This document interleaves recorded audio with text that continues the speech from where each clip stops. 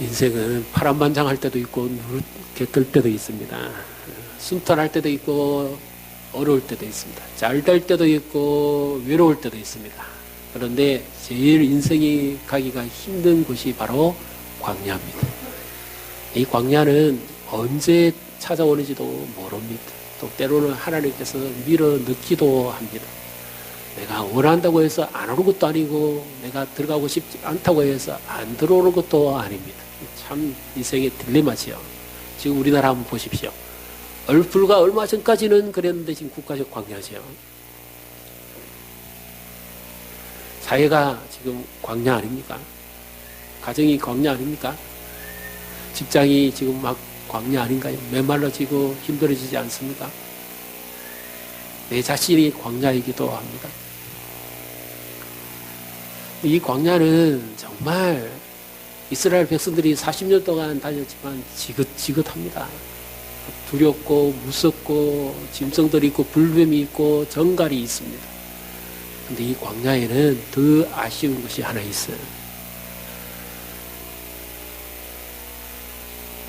사람의 도움은 전혀 없다는 겁니다. 그리고 광야는 정말 피할 곳도 없습니다. 낮과 밤의 기온 차이가 너무 심합니다. 여기 다녀오신 분도 계시겠지만 낮은 불볕이고 밤은 낮과 밤의 기온 차이가 40도 정도 나기 때문에 상대적으로 사막의 그 모래바람에 의해서 얼어 죽습니다. 그래서 성경에 나오죠. 시편 121편에도 낮에 해가 너를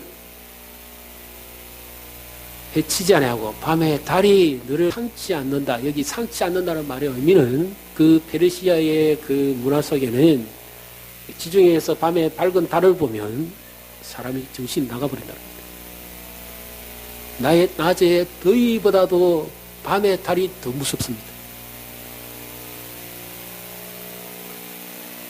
이것이 광야의 무서움입니다. 아무도 도울 자가 없습니다. 사울의 칼날을 피해서 도망다녔던 다윗이 항무지 골짜기 광야를 다니면서 고백했던 그 찬양이 여호와는 나의 반석이시요 나의 바위이시다. 그렇게 표현하죠. 광야는 마땅히 피할 것도 없습니다.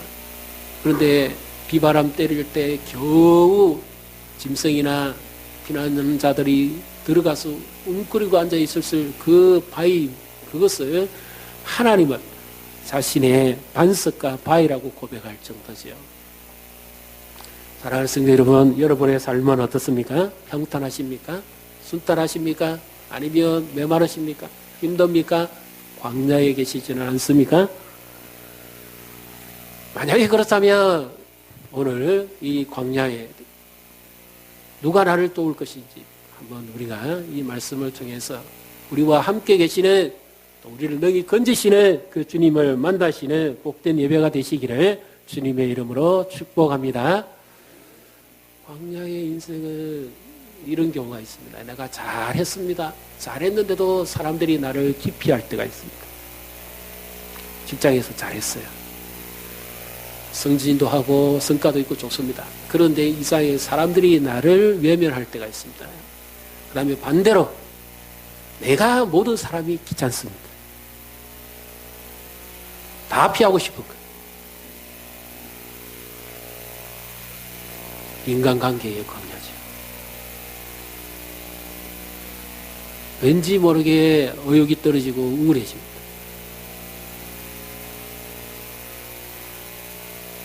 잘했습니다. 그런데 과거에 아는 사람들을 만나기가 싫습니다. 억울대하기가 힘듭니다. 광야입니다. 경제적으로 바닥납니다. 정말 힘듭니다. 그래서 광야의 인생은 먹을 것 걱정합니다. 하나님께서 이스라엘 백성들에게 만나와 메추라기로 먹이신 것처럼 광야에 이거 뭐냐? 사람들이 먹을 것 갖다 주면 광야예요. 집사님 이거 뭐예요? 권사님 이거 뭐예요? 그러면 광야 인생입니다. 끼니를 걱정해야 되니까 먹을 것을 주변에서 갖다 주는 거죠.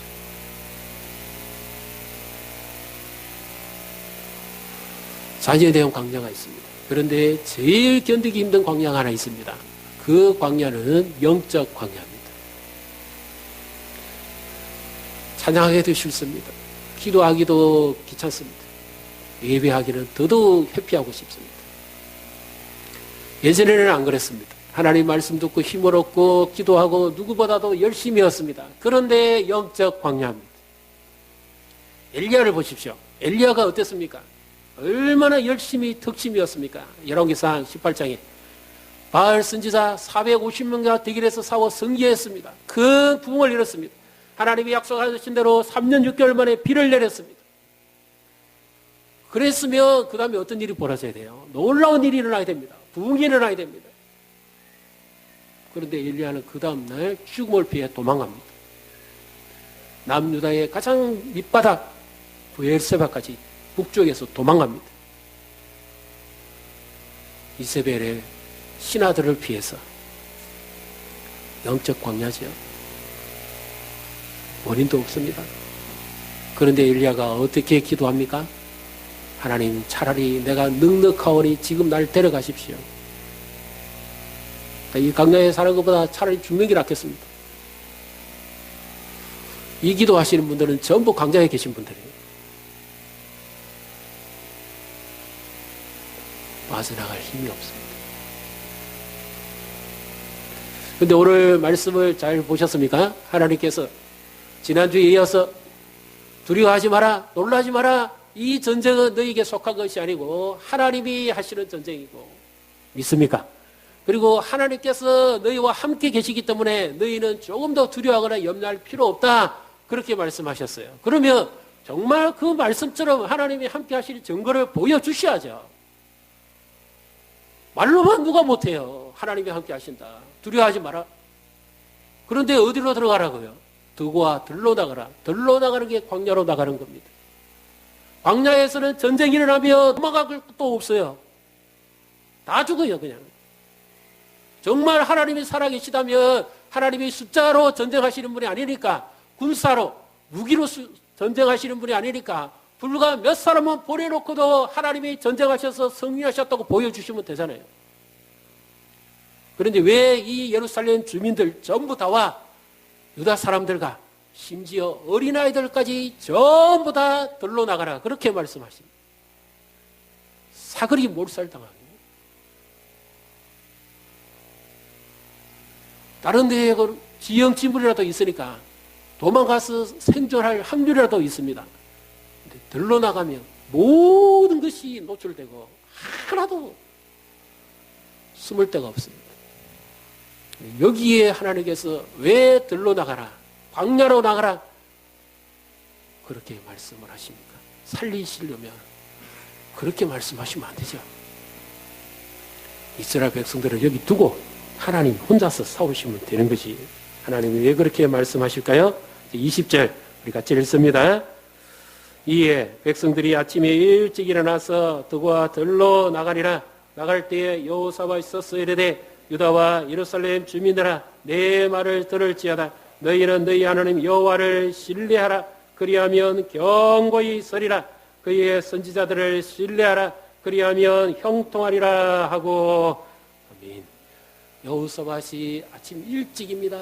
그리고 백성들을 모아놓고 크게 외칩니다. 여호와를, 당신들은 당신들의 하나님 여호와를 신뢰하십시오. 그리하면, 여기 경고히 선다는 말은 번역하기가 조금 어렵습니다. 그런데 당신들이 그 하나님을 의지하는 믿음 위에 굳게 서게 될 것입니다. 그 의미입니다. 두려워하지도 않고 오직 하나님이 말씀하신 것을 그대로 믿고 의지했던 대로 될 것입니다. 믿습니까? 네. 그런 의미입니다. 그런데 하나님께서 왜 그러면 많고 많은 장소 가운데 하필이면 득과 들로 나가라, 그렇게 말씀하셨을까요? 무슨 의도가 있을까요? 광야에 가면 외롭고 힘들고 정말 광야에 가면 두렵습니다. 네? 그런 상황인데 왜 하나님이 구태여 광야를 몰아 넣으실까요? 광야에는 아무런 도움이 없어요.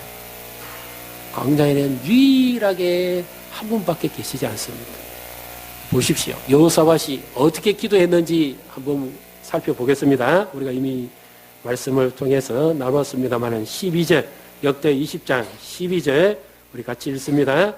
우리 하나님이여 그들을 징벌하지 아니하시나이까. 우리를 치러오는 이 큰 무리를 우리가 대적할 능력이 없고 어떻게 할 줄도 알지 못하였고 오직 주만 바라보나이다 하고. 하나님, 우리는 이 큰 무리를 대적할 힘도 없습니다. 군사력도 없습니다. 무기도 없습니다. 어떻게 할 줄도 모르겠습니다. 그러니까 무엇만 바라본다고요? 오직 주만 바라봅니다. 그러니까 하나님께서 그 기도를 들으셨을까요? 안 들으셨을까요?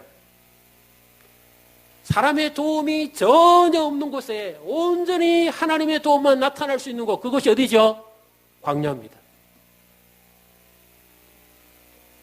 이스라엘 백성들을 사그리 전멸시키고자 한 것이 아니라 적군을 한 명도 제외시키지 않고 완전히 하나님의 방법으로 소탕시킬 수 있는 곳, 하나님의 능력만 전적으로 나타날 수 있는 곳, 그것이 바로 광야입니다.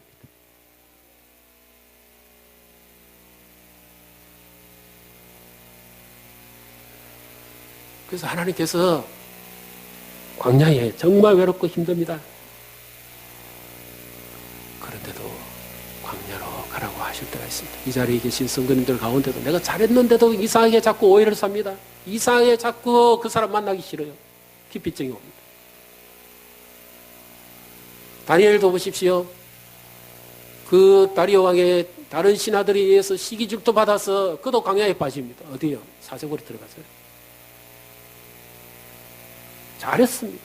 하나님께도 잘했어요. 그런데도 광야에 빠집니다. 왜 광야에 들어가게 하십니까? 하나님 계시면 광야에 들어가지 않게 해주셔야지. 그렇게 광야에 들어갑니다. 우리 인생도 마찬가지입니다. 아무도 모릅니다. 언제 이것이 들이닥칠지, 언제 지나갈지 그것조차도 모릅니다. 그런데 분명히 하나 알 수 있는 것은 광야를 지나고 난과 그 순간은 다르다는 것입니다. 모세를 보십시오. 40세에 애굽 바로의 궁중에서 왕자로 지내다가 그 백성들, 이스라엘 백성들이 학대당한 걸 보고 돌보려고 하다가 그 애굽의 감독관을 때리고 그 다음에 모세는 광야로 갑니다. 도망갑니다. 그 모세가 얼마나 비참한 인생을 삽니까? 그의 나이 80에 하나님이 찾아오실 때까지 모세가 자기는 이도리의 집에 처가살이합니다. 우리말로 흔히 보리쌀 스말만 있으면, 스말 맞아요? 처가살이 안 한다 그랬어요. 하기 싫은 것이 처가살입니다. 불편하니까. 근데 모세는 자기 재산은 전부 장인 이도로 겁니다. 양치는 것도 전부 장인 겁니다. 자기가 가지고 있는 유일한 재산은 하나밖에 없습니다. 자기가 양치기 위해서 데리고 다녔다가 그 광야에서 준 짝대기 하나밖에 없어요. 그 짝대기가 모세의 지팡이에 마치 뭐 산신령이 들고 다니는 것처럼 이런 게 아닙니다. 터키 박물관에 가면 있습니다. 길이는 1m 조금 못 되는 그냥 짝대기입니다. 누구나 가질 수 있는. 그것만이 유일한 모세의 재산입니다. 광야에서 아무것도 없습니다. 한때 애굽의 왕자였습니다. 버림받은 인생 같죠. 거기서 하나님을 만납니다. 하나님께서 그를 부르시고 하나님의 말씀의 지팡이를 줍니다. 그리고 출애굽의 인도자로 나이 80에 세워서 40년 동안 120세 하나님 부름받기까지 광야의 연단을 받고 그는 위대한 삶을 삽니다. 광야입니다. 힘듭니다. 다른 건 다 견뎌도 하나님만큼 나를 아시면 되는데 이 광야의 삶은요 하나님께마저도 버림받은 듯합니다. 너무 힘듭니다. 너무 괴롭습니다. 솔직히 말해서 죽을 맛입니다.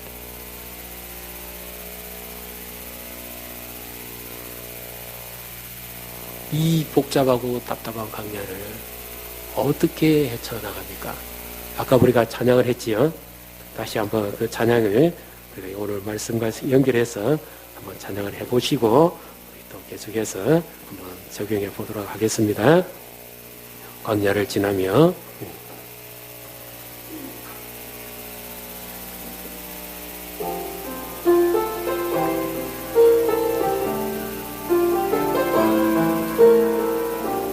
가사를 잘 생각해 보십시오. 나에게도 이런 일이 있는지 또 있었는지 앞으로도 있을 겁니다.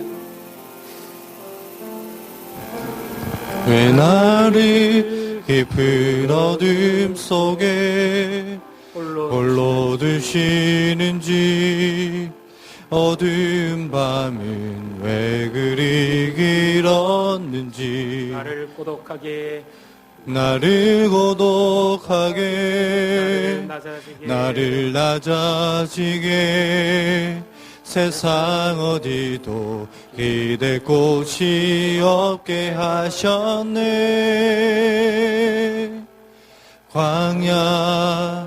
광야에 서 있네.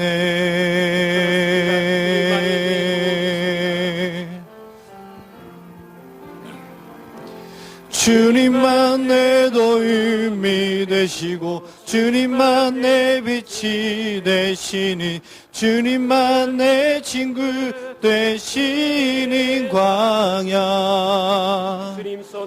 주님 손 놓고는 단 하루도 살 수 없는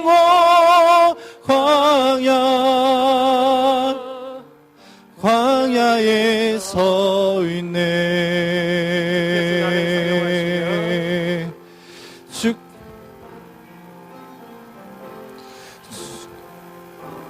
주께서 나를 사용하시려, 나를 더 정결케 하시려, 나를 택하여 보내신 그곳 광야, 성령이 내 영을 다시 태어나게 하는 곳 광야에 서 있네.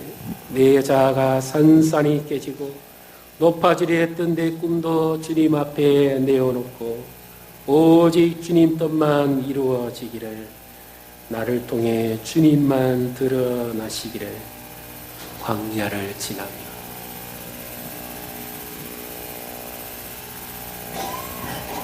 광야는 괴롭습니다. 아무도 돕지 않습니다.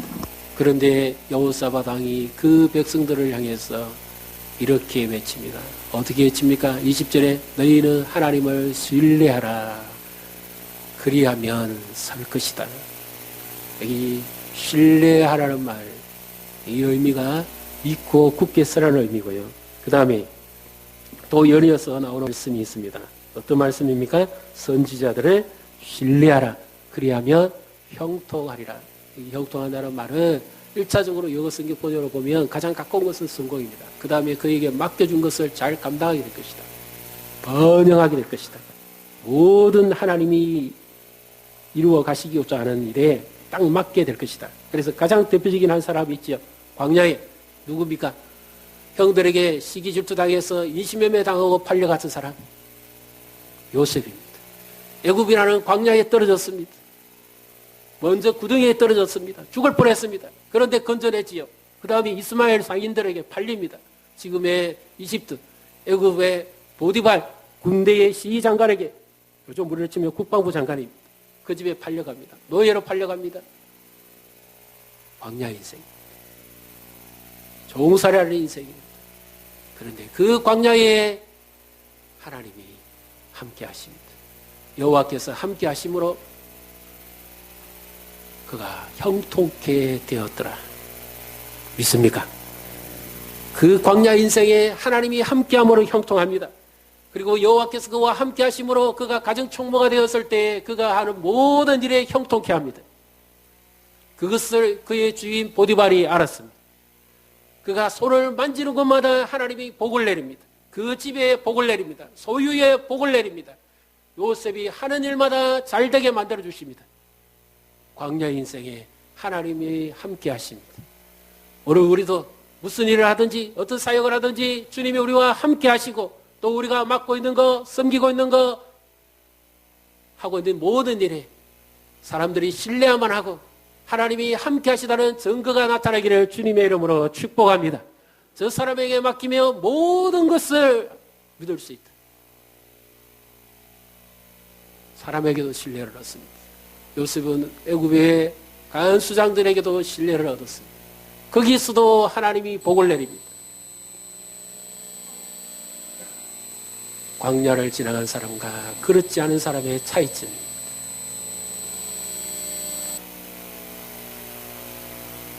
하나님의 말씀을 신뢰하십시오.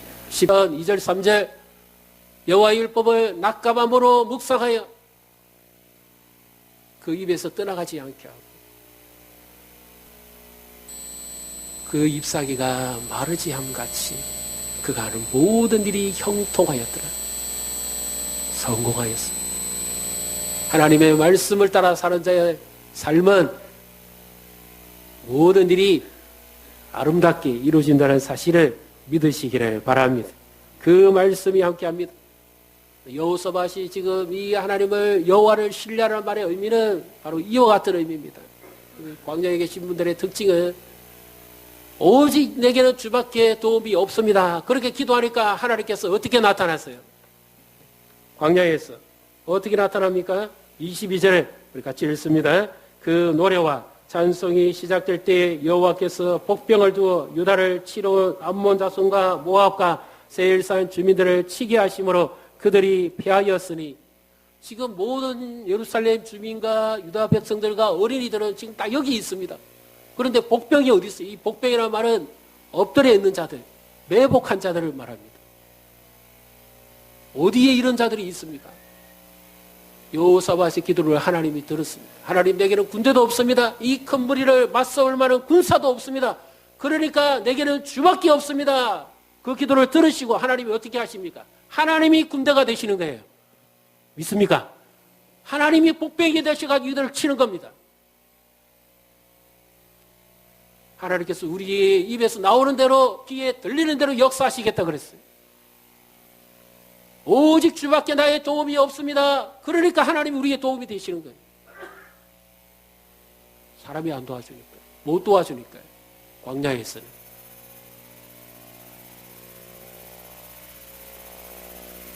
나는 힘이 없습니다. 그러니까 다윗이 어떻게 고백합니까? 나의 힘이 되신 여호와여, 내가 주를 사랑하나이다. 하나님이 사울을 이길 수 있는 힘을 주시잖아요. 왕이 군사를 일으키고 쫓아오는데 이 한낱 서민이, 백성이 무슨 힘이 있겠어요? 근데 하나님이 힘이 되십니다. 하나님 우리의 기도에 신실하게 응답하시는 분이라는 것을 믿으시기를 바랍니다. 그래서 때로는 이 광야에 계신 분들은 하나님께서 아무것도 없는 것 같지만 말씀으로 인도합니다. 예수님이 광야에 계실 때에 사람이 떡으로 살 것이 아니라 하나님의 입에서 나오는 말씀으로 살 것이라고 하신 것처럼, 광야에 있는 인생은 하나님이 말씀으로 인도해 가는데 그의 입에서 계속 그 말씀이 되새겨져 나오게 합니다. 그리고 찬양할 때도 그 말씀의 가사가 거기에 나오게 합니다. 그리고 기도도 잘 들어보십시오. 내가 어떤 기도를 하고 있는지, 내 기도 속에서도 이 말씀이 계속해서 반복되어져 나옵니다. 끝없이 앞도 안 보입니다. 캄캄한 인생이 광야길입니다. 그런데 하나님이 기도만 하면 광야의 길을, 사막의 강을 낼 것이다. 내가 네 길을 인도할 것이다. 그렇게 합니다. 아무것도 안 보이는데 보여주시기라도 하고 그렇게 말씀하셔야죠.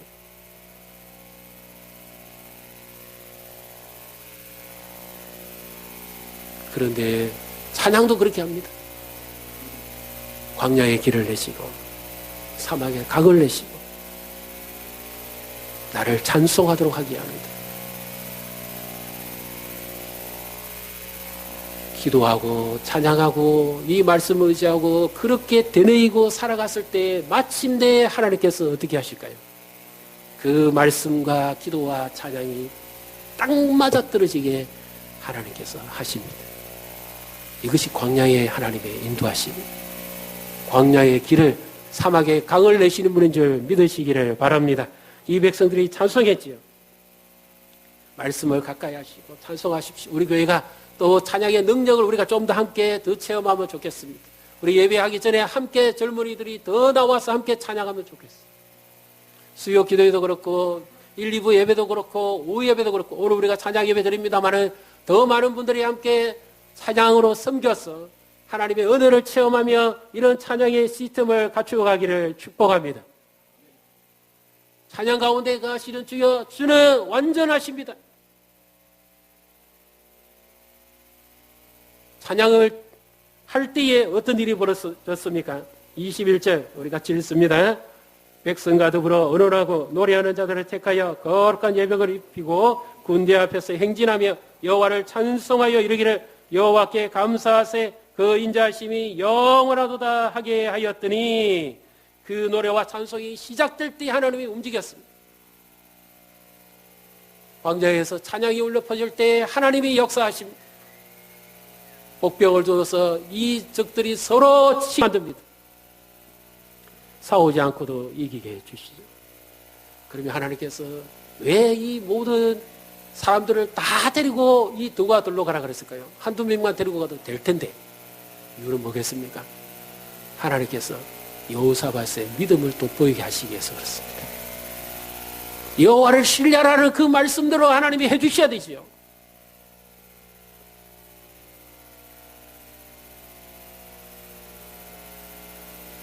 그의 믿음을 더 부각시켜 주시기 위해서 하나님께서 들러 나가라고 하십니다. 우리의 믿음을 더 빛나게 해주시기 위해서